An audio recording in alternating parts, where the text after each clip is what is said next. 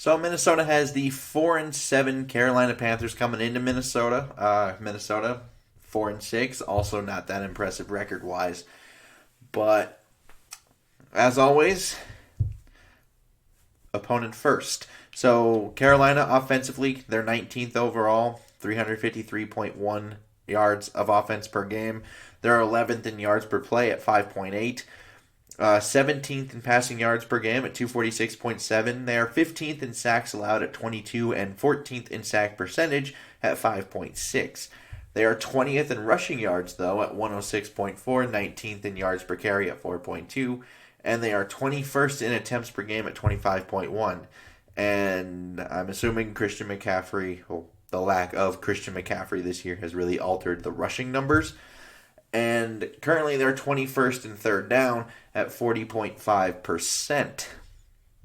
19th in red zone percentage, 59.5%, and 21st in points per game at 23.0. Defensively, also kind of on the average side. 18th in total defense, 362.3 per game. 18th in yards per play allowed at 5.7. 19th in passing yards allowed at 245.5. 26th in sack percentage at 3.8. And 23rd in pressure percentage at 20. They're 17th in rushing yards allowed at 116.8, but 25th in yards per carry at 4.6.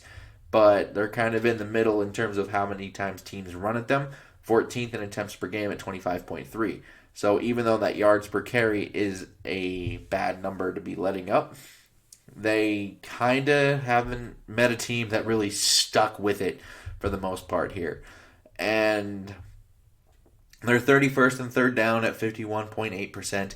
9th in red zone percentage, though, 58.5%. And 15th in terms of points per game allowed at 24.7. Now, the injury report, theirs is quite long, but most will actually play. Dennis Daly, he's a guard. He's out for a concussion. Dante Jackson, their top corner, is doubtful with a toe.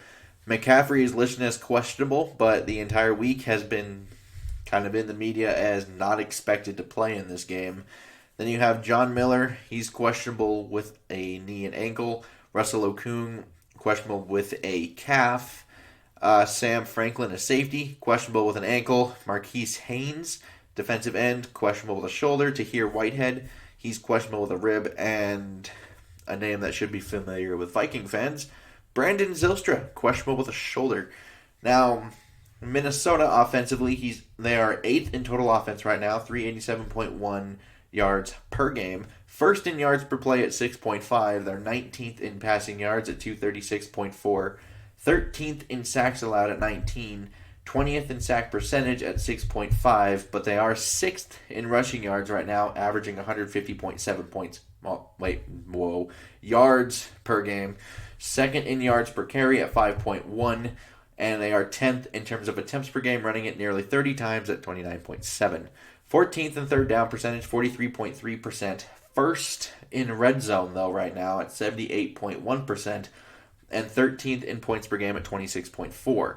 Defensively, the struggle continues. 22nd in total defense at 382.8. 19th in yards per play at 5.8 yards allowed. 26th in passing yards allowed at 260.7.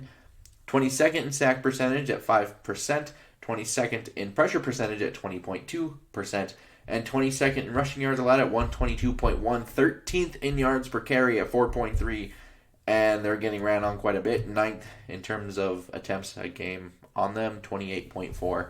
4th and third down defense, though, only allowing 36.2%. 7th in red zone defense, 55.6%. However, that ends there. 27th in points per game allowed, allowing 27.8. So, yeah, injury report, not quite as long as Carolina, but there are some names. Ezra Cleveland, he's out again, the starting right guard. Jordan Brailford, he is a defensive end, usually on the inactives list. He is out for a not injury-related reason. And then you have Irv Smith Jr., the tight end, who I still think is the best tight end on this roster. And I mean best as in complete overall rounded. And he's doubtful with a groin and a back. And something to be mentioned, Adam Thielen on the COVID-19 reserve list, not expected to play in this game, so that should be a fun time. So, offensively though, getting into my thoughts here, you got to be aware of Brian Burns a little bit. He is a first-round pick in his second year right now. He is a pass rusher from Florida State. He has 29 pressures, he has 6 sacks, and O'Neal and Reef are going to have their hands full with this kid because he can fly off the edge. He has a first step that I'm not sure Minnesota right now currently has in their practice when they go against guys. So that first step could be a little bit change of pace, something they're not used to. But he flies off that edge, and you have to be wary of that, and you got to chip him. At least when you're trying to do normal drop back passing. Now, however, I do think when you do pass the ball, you might be able to attack Pride, the corner. He's started 5 games for them this year, and with Dante Jackson out, this could be a guy that could be a target point. He has been targeted 32 times. He's allowed 24 completions. That's 75%. 10.9 yards per target, 14.5 yards per completion. Has allowed 2 scores, has not intercepted the ball, and has allowed a rating of 130.7. So I'm thinking that's a guy we can target. That's kind of the circle right there. Throw at this one because I think that's where the big weakness is in that secondary. And I will assume heavy doses of Cook and Madison. Hopefully we see some more Madison. He hasn't really been getting many carries lately. And I'm sure a big part of that is the tear that Dalvin has been on. Because if you're getting that kind of production, why go away from it? And just an overall question, who become the top targets now? Because with no Adam Thielen or Irv Smith, this becomes largely a 2-man offensive threat, at least explosively, because I know some may argue, well, if you have Kyle Rudolph, it's like, yeah, but if you're talking about explosive down-the-field plays, that's not really Kyle Rudolph. Rudolph is a red zone guy, and I guess with Thielen not playing, he once again becomes the red zone guy because Thielen's kind of taken over that role. He leads the league with 11 touchdown catches as of right now. And, yeah, something to keep an eye out for. Explosive plays could not be as prevalent as they have been in a couple of weeks past because at this point you only have Dalvin Cook and Justin Jefferson as your 2 explosive guys, or even guys who can be an explosive threat to the defense, because otherwise, who is it? Chad Beebe, Olabisi Johnson, Tajay Sharp, KJ Osborne. Not really names you're scared of. So I'm a little concerned about that, and that's why I'm thinking this might be very, very boring by the likes of other people because they are allowing 4.6 yards per carry. You have Dalvin Cook. It's going to be a heavy running day. However, keep an eye on Derek Brown. He is a big, big man. Minnesota struggles moving massive human beings in recent years. Keep an eye on that. Just a little note. Defensively, you have to take away the quick game. I think we all know how Teddy Bridgewater likes to operate. He gets the ball out of his hands quick. He doesn't necessarily throw the ball too far down the field.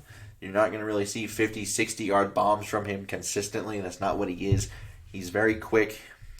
He worked really well in that Sean Payton, Drew Brees offense last year, and that doesn't really surprise me.